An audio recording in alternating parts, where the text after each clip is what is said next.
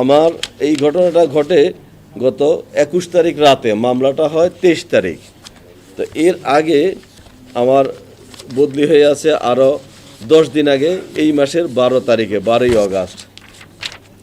এই 12ই আগস্ট তারিখে বদলি হয়ে আছেন আমার। তো সে যেখানে বদলি আছেন সেখানে যিনি আছেন উনার বদলি হয়েছিল না, এজন্য আমরা যেতে পারি নাই। তো উনি ওনার অন্য জায়গায় বদলি হয়েছিলেন, অন্য ইউনিটে। উনি আমার সিনিয়র, উনি চলে গেলে আমি সেখানে আমার দায়িত্ব নিব ইনশাল্লাহ। এটা হলো একটা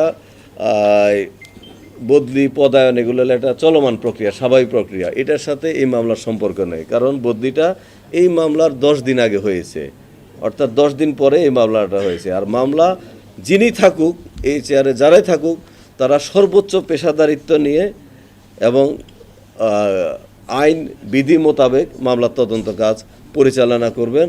আর জনগণের চাহিদার প্রেক্ষিতে আপনাদেরকে মামলার অগ্রগতি জানাবেন।